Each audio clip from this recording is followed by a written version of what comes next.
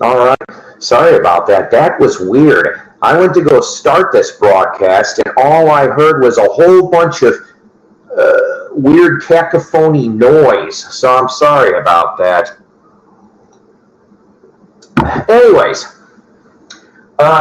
so I know it's going to probably take a little bit for you guys to get here, so I'm sorry about that. I don't know. It's been a while since I had anything go screwy Louie, on finding anything.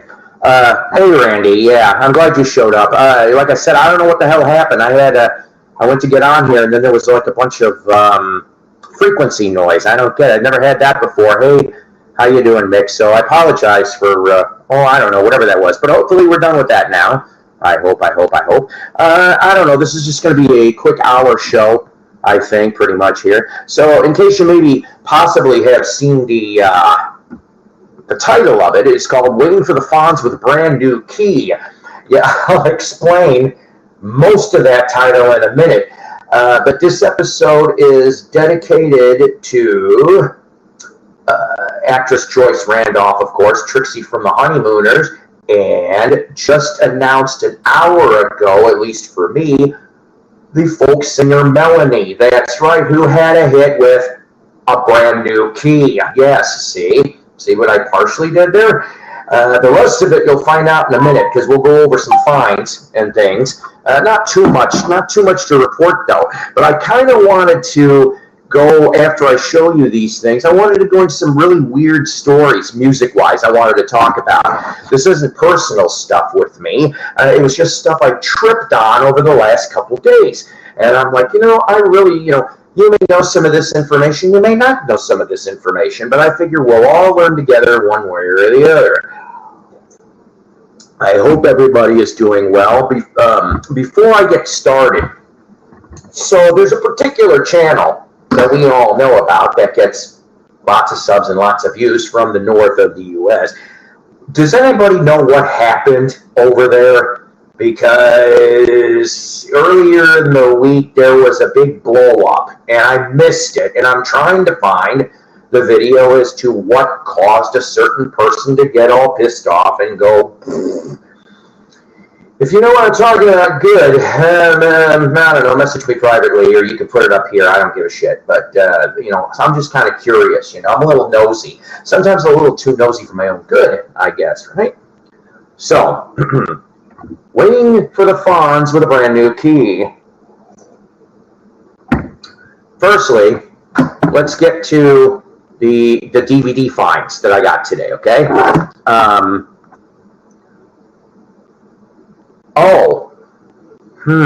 Ruth Ann, huh? I half know Ruth Ann. I don't know, hopefully it wasn't anything bad, I don't know. I never had any problems with Ruth Ann, the handful of times. Ruth Ann, oh well, who would have thunk? So, Monty Python's Meaning of Life. Yeah, $1. I couldn't pass this up for $1. Every sperm is sacred. And oh my God. And the principal and the teacher having mayonnaise. Yeah, boy. Anyways, the last real Monty Python movie, if you think about it, because it was 1983, if I remember right for this one. I could be wrong. But of course, your classic people on here. Yeah, $1. Couldn't screw that up. So, here's the portion of the Waiting for the Fonz portion. For 50 cents today. 50 cents. 2 quarters. I got the deluxe edition, 2-disc, of Velvet Underground and Nico. Yes, which of course with Waiting for the Man, right? So this thing's kind of funny. I'm going to show you. I don't know if I want to do it, but there is a peelable banana on this.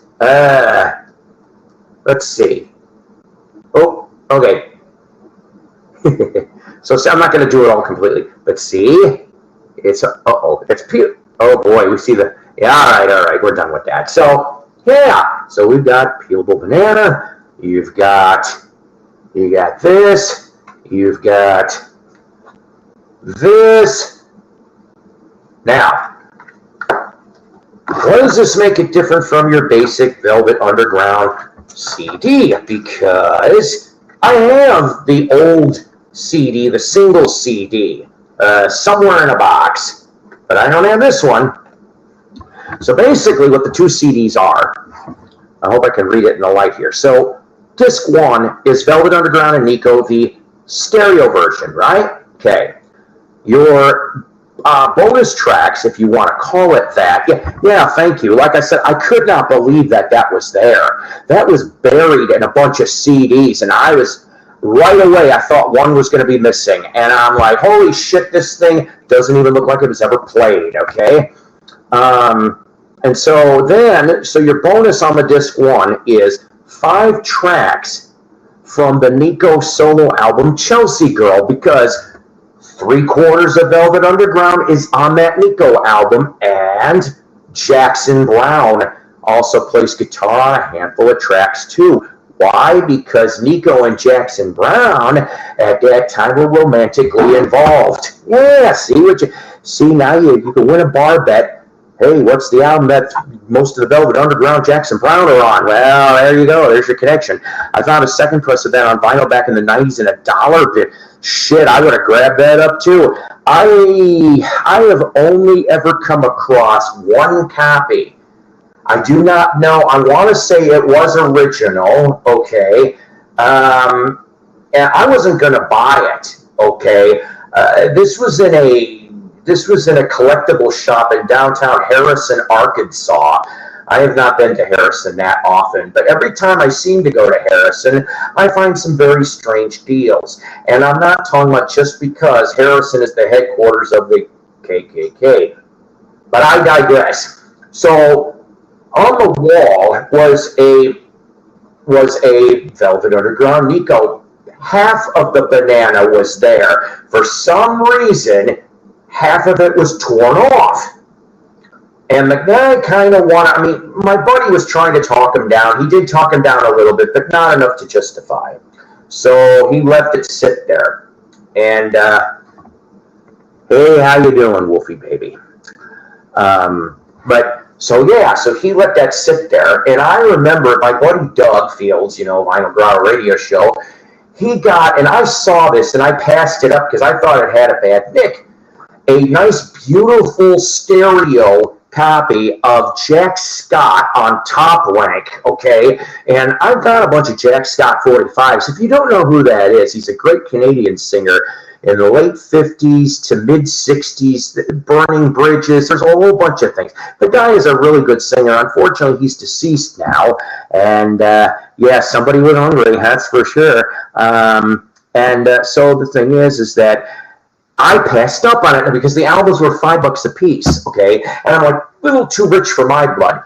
But my buddy, Doug, got it, cleaned it. Guess what? Most of that scratch disappeared. And I'm like, he won that one. But I ended up finding an album that I thought was pretty fucking awesome, and I still think it's awesome. A white label promo of the Flo and Eddie album Moving Targets. And if you've never heard that album, basically the concept, it's about Flo and Eddie in the music business. That's what it is. And it is a really good but yet stark and clever album put out by Flo and Eddie. Not enough love there, in my opinion, for that.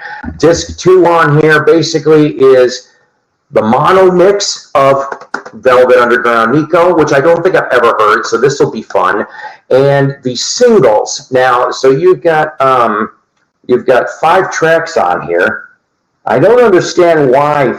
Oh no, 4. I'm sorry. The writing is weird. So you got the All Tomorrow's Parties and the Femme Fatale singles are on here too. So 50 cents. That is a kick-ass deal. I have some older VU, I want to say 80s or 90s presses of some of the other albums. I know, right? And that's why I'm always going to collect CDs, okay? Now, eventually, Randy, I'll explain this one. I don't know when I'm going to do it. Maybe when I'm semi-retired. I want to do my own radio show, okay? I feel bad because I'm supposed to be helping a friend of mine in a project right now, but I am just too busy. I've been sick. I finally am slowly getting out of that. I've been sick for like 2.5, maybe 3 weeks. I had the crud that I think that's going around, around the country here. No, I tested negative for COVID, and I didn't have strep. So I just had this crud that was going around. And so I felt bad because we were supposed to do a 3-hour show, and we only got 45 minutes. And I'm just like, I felt bad, but I just don't know how I'm going to be able to give him time. I want to. It's just, it'd be so piecemeal. But eventually, when I'm semi-retired, I think I want to go do my own radio show. And what I'm getting at on this is that my friend, along with a handful of other people, well, I mean, they have CDs too, but when they want to do a radio show, they want it to be all vinyl. That's fine. Okay, that's fine if you've got the tools to do that. I hopefully am going to have a hybrid show, all right, which would be 50% vinyl, 50% CDs, okay, because some of the music on CDs isn't on vinyl, all right? So, I want to be this all-around variety show. That's what I want to do. There might be themes occasionally, but you never know what you're going to hear from the 50s to now. All right, so you heard the waiting for part. But I found this for $1.50 today. Henry Winkler. Yeah, The Fonz. So, waiting for The Fonz with a brand new key. Rest in peace, Melanie. See what I did there? Also, let's see if we can find a good Henry Winkler picture. Oh, here's a nice one. The back one here. I still can't get over that the other person that auditioned for this, Travolta auditioned for it, but he wasn't in the last running. It was him and Mickey Dolenz. Seriously, you almost had a monkey connection for Happy Days. But you know what? As much as I love Mickey, it wouldn't have worked. This is the man that was supposed to get it. All that time. He jumped the shark. That's right. And that's, you can thank him for as to why, him and Happy Days, as to why we have that iconic phrase. Yeah, I'll say iconic, jump the shark. So let's see if I can find an interesting Winkler. Let's see. How about him with Magic Johnson and him with Muhammad Ali? There you go. You got. Let's see. Oh yeah, that's right. He was in American Christmas Carol. Oh, here you go. Have you guys ever seen, of course, Lords of Flatbush? I didn't think that Lords of Flatbush was a bad movie, for God's sakes. It wasn't great, but it did the job. What city is the H. Winkler? Milwaukee. It is in Milwaukee, because I saw a recent picture of him with that statue. So yeah, I want to say Milwaukee, Wolf Baby. And then, because I love wrestling so much, I found this. Now this one cost me $5. But I didn't have this. Foley is good from Mick Foley. I love Mick Foley, okay? Here's the front, here's the back. You know what? I liked him since the Cactus Jack days. You know, I loved Cactus Jack. I love Mankind. Have a nice day. And Dude, oh God, here we go. Right away, we get to the picture. Oh, look who's on the top of the Hell in the Cell. Undertaker looking down. And what he said in his head was, oh my God, I killed Mick. I did not mean to kill Mick. And there's Mick on the ground. And the refs are like, oh, do it. And one of his typical chair shots from The Rock. Which he's going to be back. Rock's back again. He'll be at the Royal Rumble. Oh, here's one. How about this? I don't know why this is here. Godfather with his hose. Because pimping ain't easy. Remember Godfather? A.K.A. Savio Vega? Yes. Can you smell? Horrible. I love my wrestling, though. Is it soap opera for men? You betcha. But there's a lot of women that watch this thing, too. I went to a very cool, oh, God. I remember this. Okay, so Mick Foley, right? So you have a pallet of beer kegs on top of The Rock. Yes, and so's Mick Foley sitting there, too. Yes, his hose. Yeah, I know, right? I would love to meet Henry Winkler. I would. Although there is a little bit of kind of wonder about, oh, here we go. Here's a nice picture. Let's see. We got, God, I want to say, okay, so we have Iron Sheik. So we have Sheiky Baby. We have got Bob Backlund next to him. And I think, oh, my God, Bruno Sammartino and Mankind. Look at that. Look at that for a friggin' picture. That's something. Yeah, I know. I wish I had more people to watch Wolfie Baby. It's probably it's my fault, probably. You know, it usually is. What in the hell? I think this is Al Snow. In a dress, WWF and E did a lot of weird shit in their day. Let's see, one last one. I'm not a big fan of the guy on the left, but Howard Stern with Mick Foley. Yeah. Oh no! I didn't say Hyper Euro. I like that.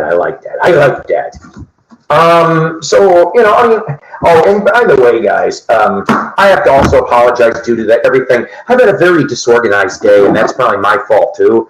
But I do have new subscribers, but I will mention them in the next episode of this channel for live stream. Okay, I might do one this weekend because I'm going to have a 3-day weekend, And we might do one Saturday or Sunday just for a little while. I'm not sure when yet, though. But, sorry, hang on a second. Saying goodnight to somebody. So, I don't know, guys. No, I know I get what you're saying. Trust me, I do. It's okay. It's okay. I know you guys meet me. So, you guys are all good. So, I always powered by coffee each and every time. By the way, so this is a quick commercial.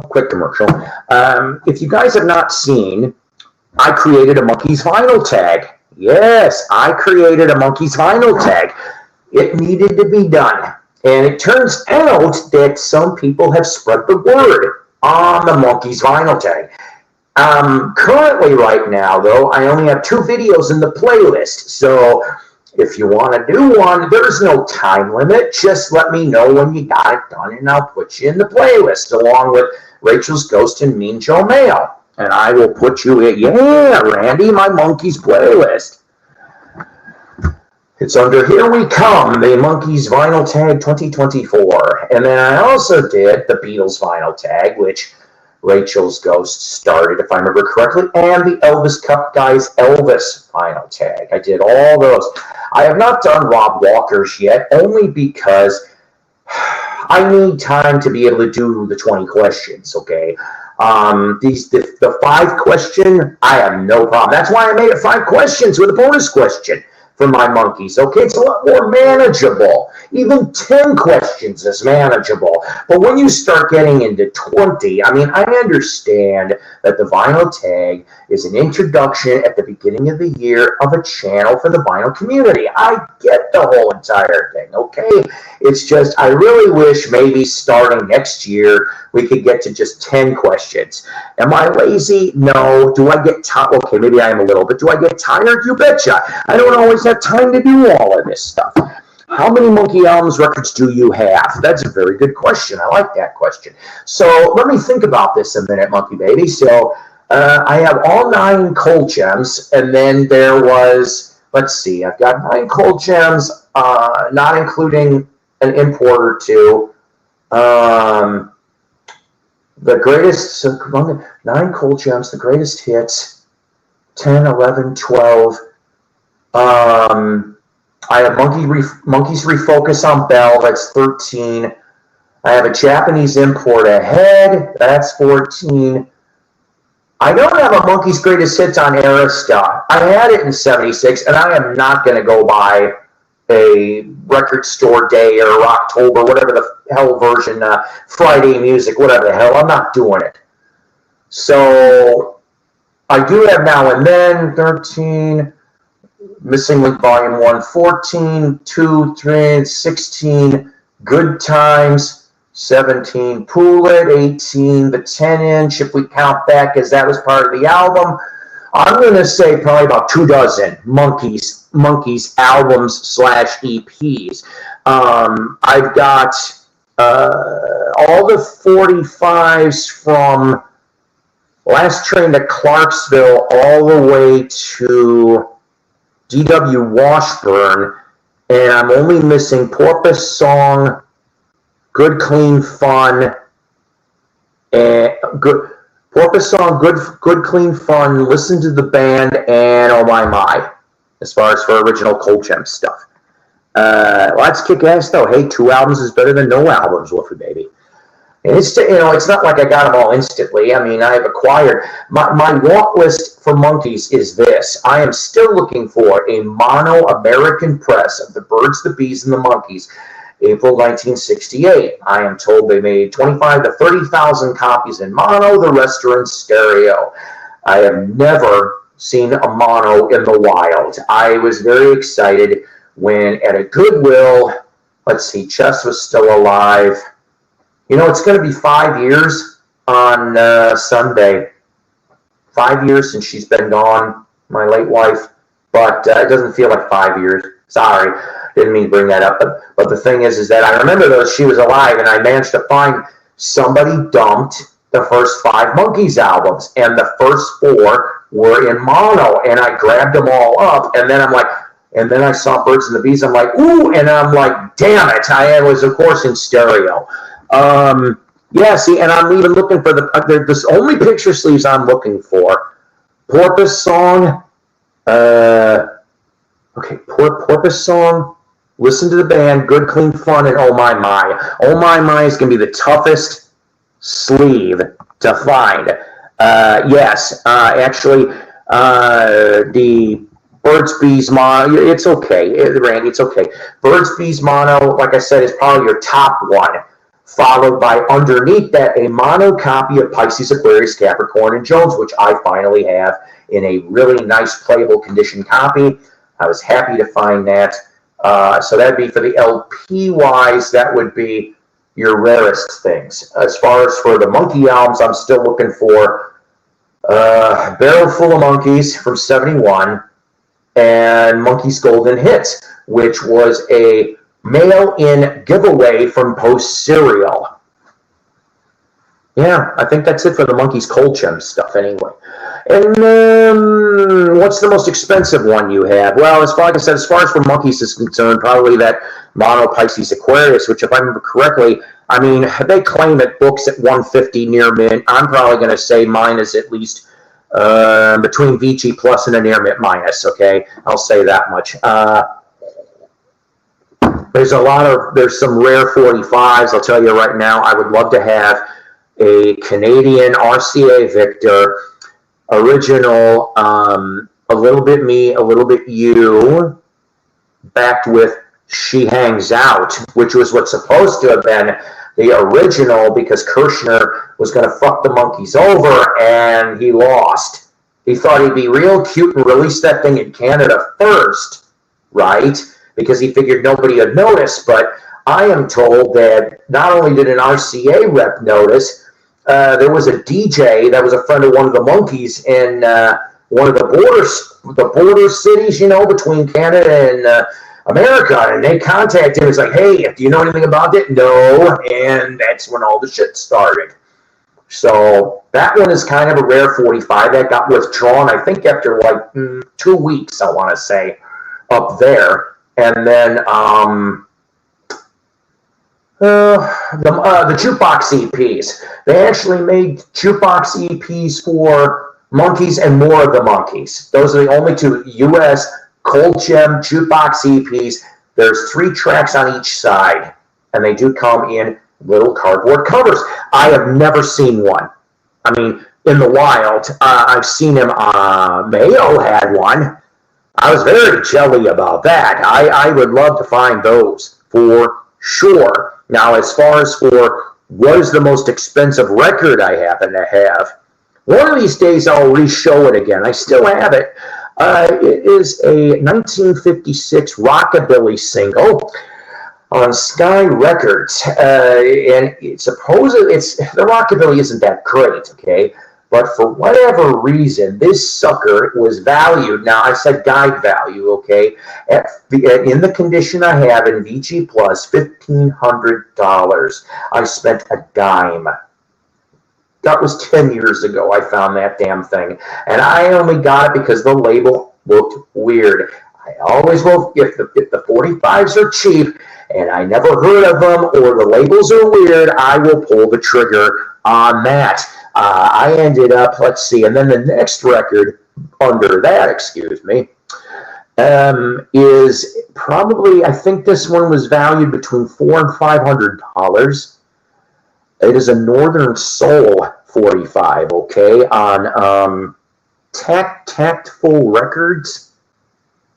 And the group, one of the members was Rosie Greer. Yeah, that Rosie Greer. He had tried to be a singer.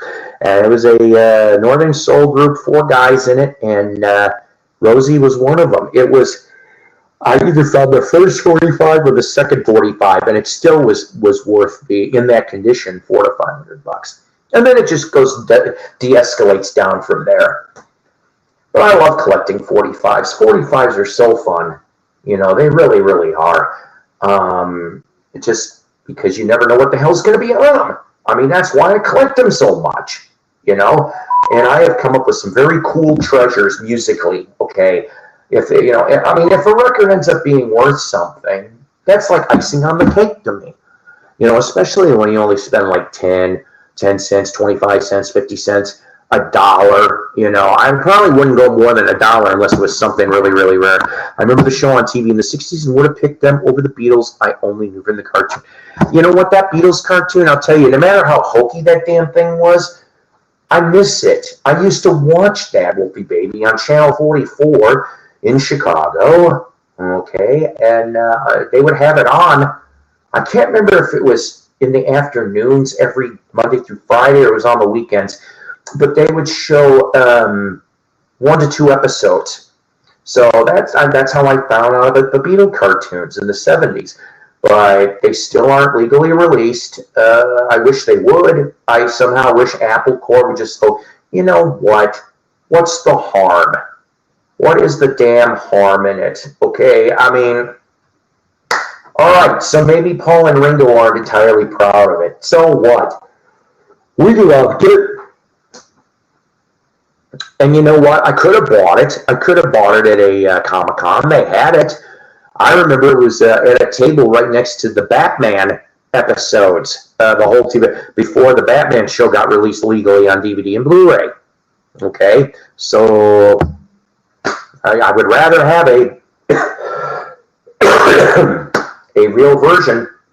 I know a dealer in Goldmine. I could go buy it right now and go, hey, but there'd be CDRs.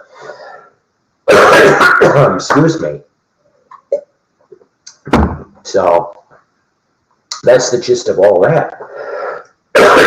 Okay, so let's talk about a couple things.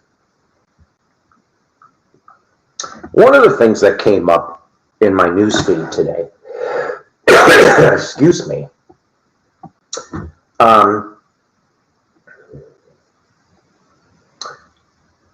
65 years ago today, January 24th, 1959, Kenosha, Wisconsin, and it was the Winter Dance Party, okay? Came through Kenosha. And one of these things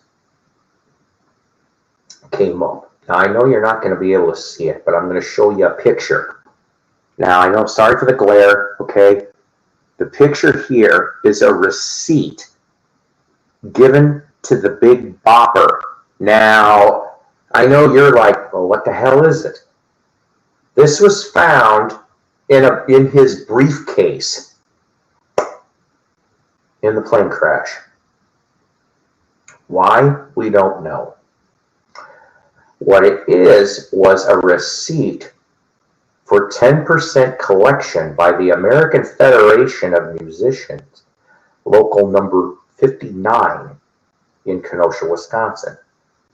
And it has been received, J.R. Richardson, for the engagement at the Eagles Ballroom in Kenosha, Wisconsin, January 24th, 1959.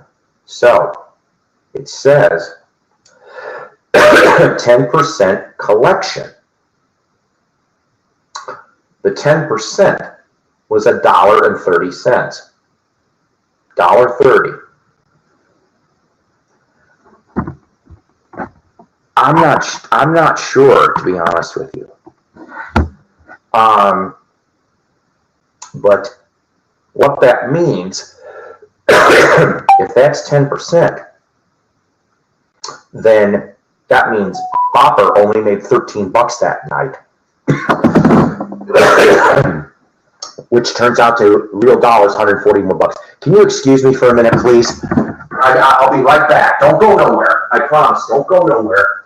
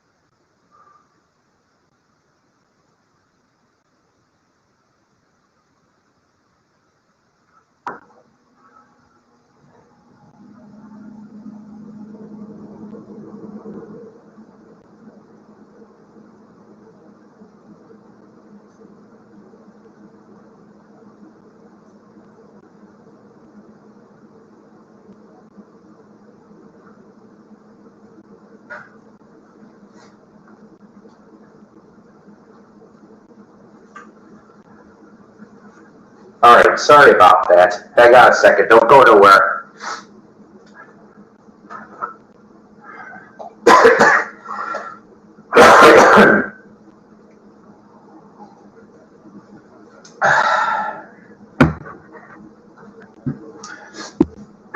Okay. Sorry that a couple of you guys had to leave.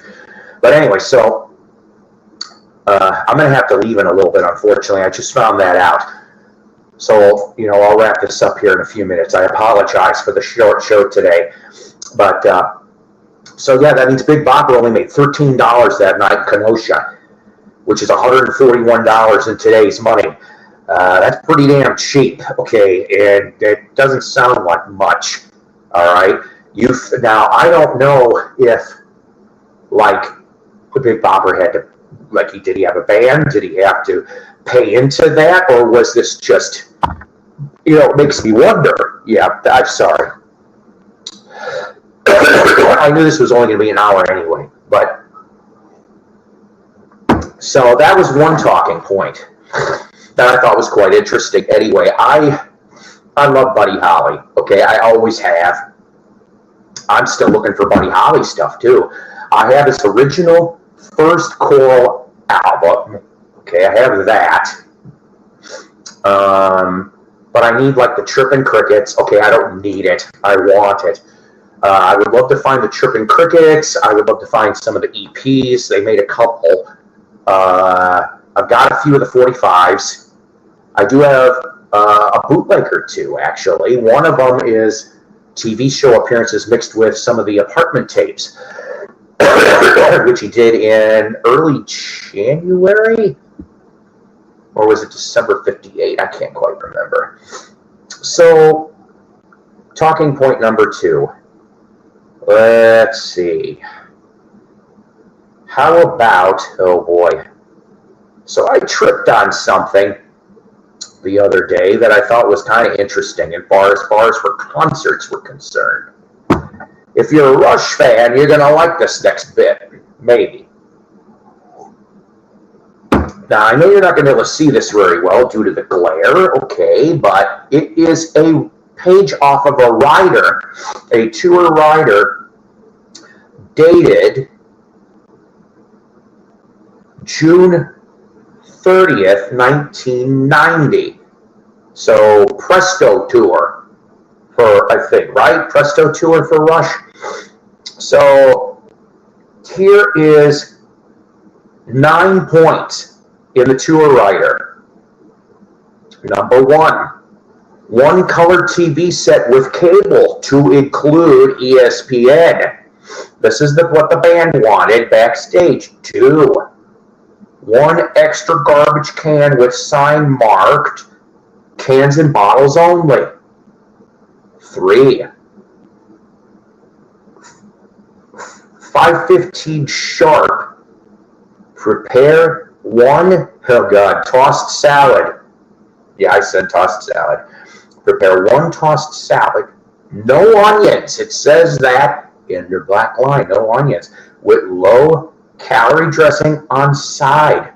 Kraft free Thousand Island. This is them. Number 4. Remove. Remove. No styrofoam cups. Hot paper cups only. Number 5, 5 p.m. dressing room, 1 case of exotic beer. Please change to 6-pack of exotic beer. Example, Japanese, African, Dutch, etc. 6 o'clock in the dressing room. 1 case of Miller Genuine Draft beer, half of it on ice.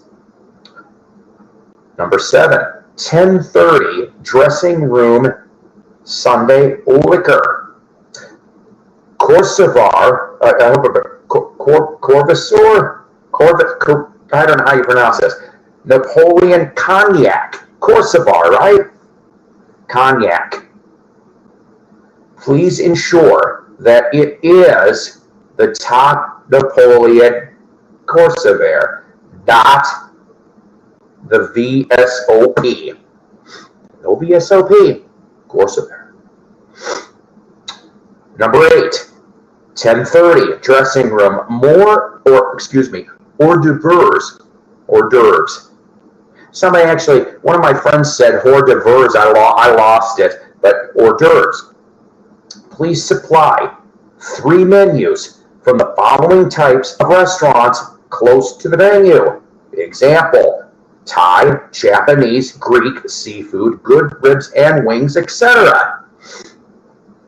And lastly, after show, 1 piece of broiled chicken thigh or fish with 2 different steamed vegetables, no butter, no salt, no garlic, and no onions for any of this. If you have any questions, please contact Andrew blah, blah, blah, blah, blah, blah, of Rush Productions. Yeah, how about that? Now you know what 1 page of a tour rider is for one of your favorite prog rock 70s rock bands. Now, see, we went from Buddy Holly to Rush. Who are we going to go to next? For our last little talking point of the day, we're going to go back to 1980. Oh, yes. And I know some of you people, as soon as I start telling this story, are going to know, oh, yeah, but some of you people may not. I only found out about this story a couple years ago, but I tripped on a photograph today, and I'll show it to you in a minute. But so imagine that you are in a famous 60s band. You're on the first 3 albums of this late 60s outfit. You're an original member. And then they replace you with another singer. But then you attempt a solo career which fails. And then you jump on another band which was kind of a sort of a supergroup. Had a fantastic album in 1972. They had another album right after that shortly. And then by the mid-70s was gone due to his diva-like behavior. Flash forward to about, I've been told, the fall of 1979. Rod Evans gets a phone call, allegedly, from a shady promoter. A shady promoter. We are not talking Slim Shady, ladies and gentlemen. We are talking about a shady promoter. I am going to show you a photograph of the sheet that supposedly was an advertisement for said band. So in the late 1979 to late 80, you had the new Deep Purple, ladies and gentlemen, the new Deep Purple. And I know you're like, what the fuck? So I know you can't see, but the middle dude there is Rod Evans. Rod Evans was on the first 3 albums. He's the one that sings on Hush. He's the one that sings on Kentucky Woman, which was a cover that they did of the Neil Diamond classic. And Ring That Neck and others. Those 3 albums were kick-ass. They were. Ian Gillan, though, loved his voice. Always loved his voice. But this promoter goes off and says, hey, let's assemble a band. Now, this is where it gets a little weird, okay? So let's go back to 79, 80, for example, all right? What were the members of Deep Purple doing? Richie Blackmore and Roger Glover were over in Rainbow Land, right? Okay, so that's 2 of them right there. Ian Gillan was solo with the Gillan Band, right? That's 3. John Lord and Ian Pace, all right? First John Lord, then Ian Pace, both joined Whitesnake with former Deep Purple Mark III alumni David Coverdale, right? So, and if I remember correctly, I think, let's see, John Lord lasted at least till Slide It In, and I think Ian Pace left in late 81. So so here's the thing. So Deep Purple didn't exist. They did not exist, okay? They just didn't. And so this shady promoter liked to make bands around one original member and then bring a bunch of no-names. For example, Steppenwolf. This same promoter had a bogus Steppenwolf that went out and about. In fact, there could be two versions, but we're not sure. Okay, we have to play allegedly here. Maybe some of you people in the late 70s went to a bar gig and it said Steppenwolf, and lo and behold, it was not John Kay, even though John Kay started to go back out in that time frame again. You had the Goldie McJohn version, which he, of course, was the original keyboardist. Okay? Then you've got the other version with Michael Monarch and Nick St. Nicholas. That was another version of Steppenwolf. So you didn't know what Steppenwolf you were going to get the night that you went to one of these shows. So when they called Rod, and he did good in Captain Beyond, didn't he? Dancing backwards on Air. Great tune. Was this guy? Oh, we're going to get to that. Oh, he gets punished pretty good here. So the thing is that, so he goes out on the road with these total people that I never heard of. I never heard any of these names, and I'll just spit them out real quick. So Tom de Rivera, Dick Jurgens, Tony Flynn, Jeff Emery. And of course, you know, they look typical, the long hair in the late 70s look. But it says, and I'll read this, it says, I got to do this in my radio voice. Deep Purple's original lead singer is back with his new band, singing Hush from Shades of Deep Purple, Kentucky Woman from Book of Taliesin, and all the best of Deep Purple's hits. Deep Purple, whether with Rod Evans and Nick Simper, which was the original bass player too, that was also released around the same time as Rod in '69 for Roger Glover, Ian Gillan and Roger Glover, or David Coverdale and Glenn Hughes, were always a guarantee at first class heavy rock. Quote, Jeff Barton and Pete Makowski Made in Europe album. It says also under here, Aztec Olympia Stadium, June 28, 1980. This is where the bone of contention is, okay? So stay with me.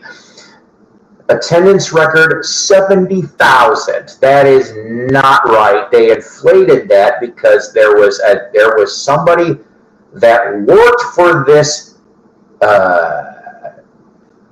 like behind the scenes for this lineup. And he said, no, it was another stadium that held 30 to 40,000, okay? But it wasn't just Deep Purple on the bill. You can see this awful performance, yes you can, on YouTube. Just type in Deep Purple, Rod Evans 1980, and you too can go see parts of this concert because there was a Mexican television company that recorded it. Yes, and so Deep Purple was the top of the bill.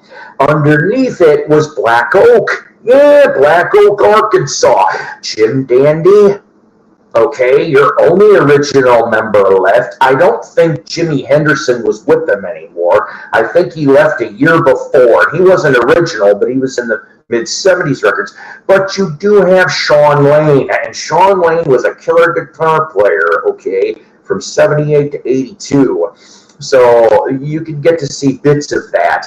Like the Black Oak performance, I know there's at least a clip of Race with the Devil. Definitely, I want to say Race with the Devil and Jim Dandy from that festival was recorded. So you can watch that part. And then, like I said, then you get your Rod Evans Deep Purple and playing that. That supposedly was the straw that broke the camel's back for Richie Blackmore. He was just like, oh shit. Here we go. And so he goes off and he files a lawsuit. Oh boy. Cease and desist, you fakey Deep Purple. And believe it or not, by the fall of 80, that band was toast and gone, okay? But here's the thing. This went on to court for a couple years. And the end verdict was Rod Evans lost. Not only did he lose that, he lost all the royalties from all 3 albums that he was involved in Deep Purple. That's his punishment. Now, could he have gotten around this? You betcha. He should have had a new version of Captain Beyond. Then he would have been legally okay. But he didn't do that, did he?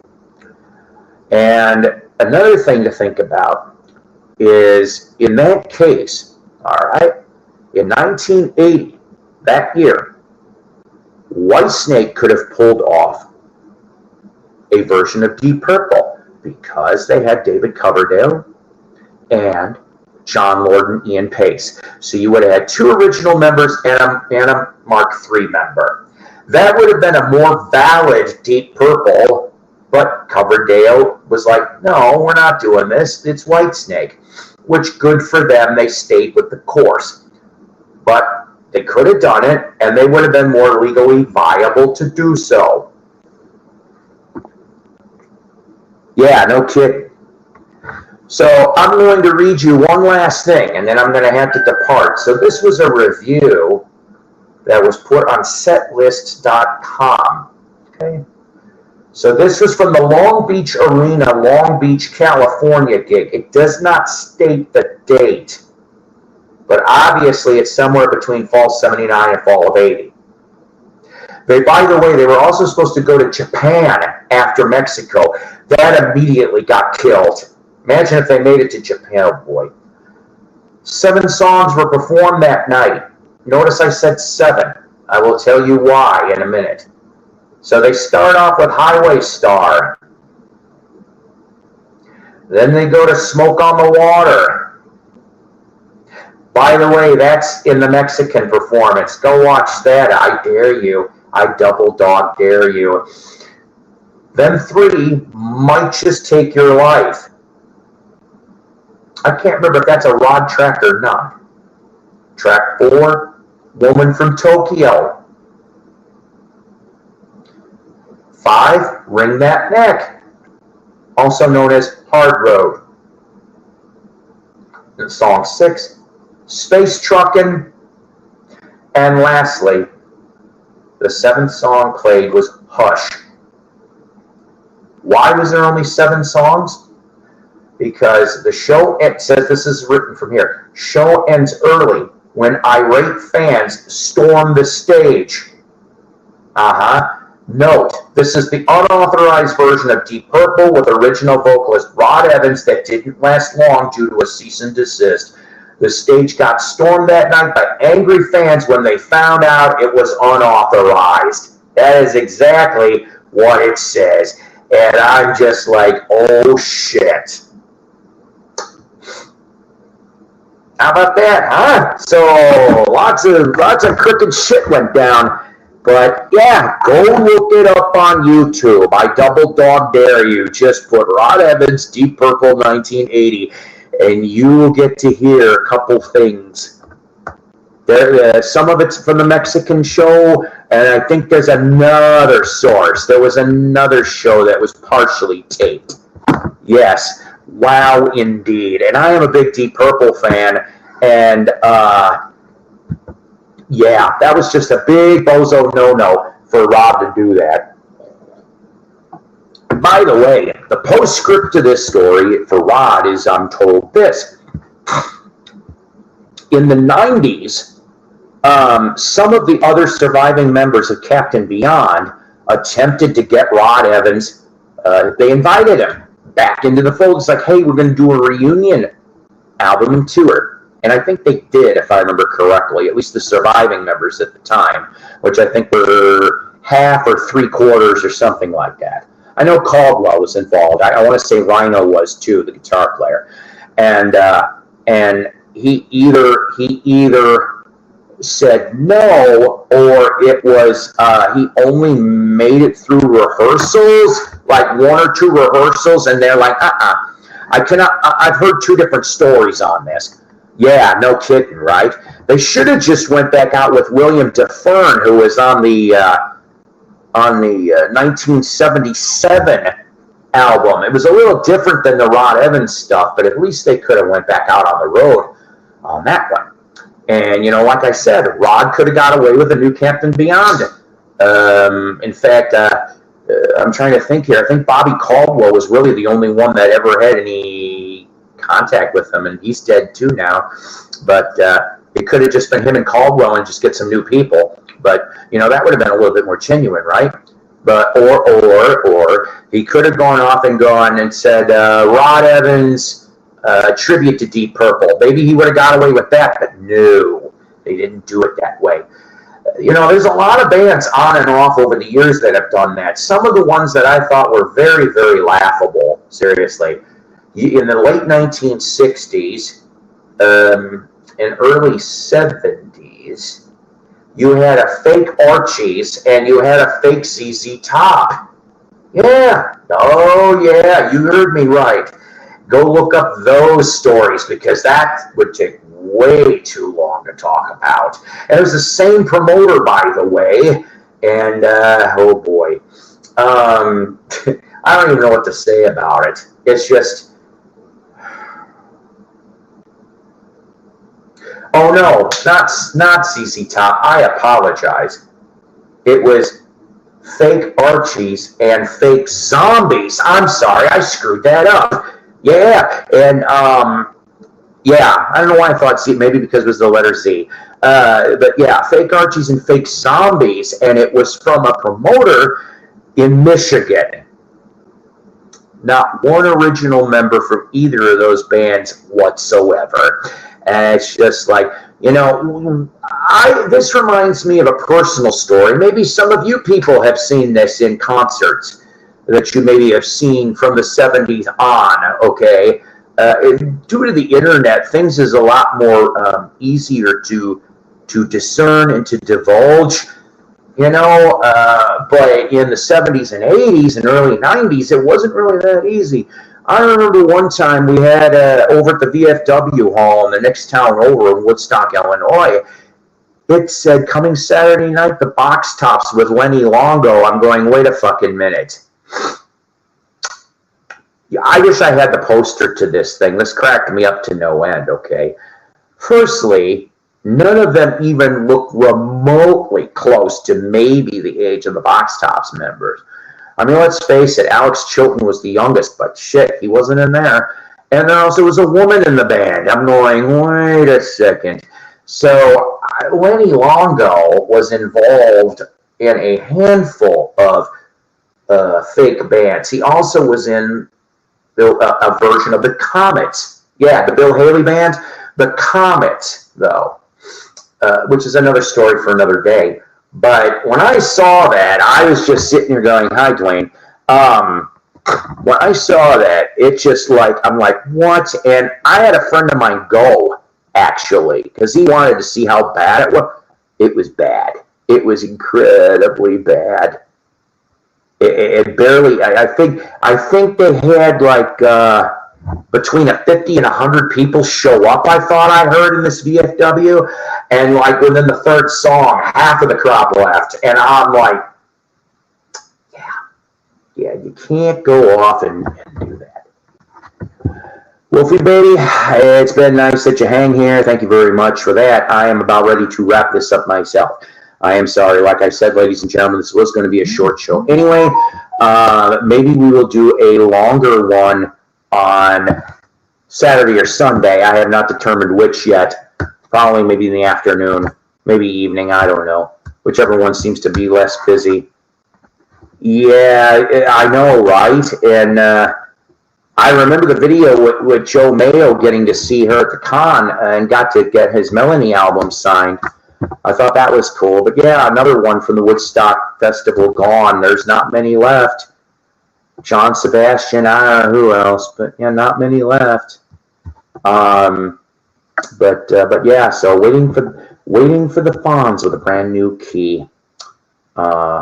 So I love you guys. We'll see you this weekend, hopefully. And you take care. God bless. Rock on. Always powered by coffee each and every time. That is the mighty Psycho Promise. Take care, guys, and thank you. Thank you always for coming here and watching.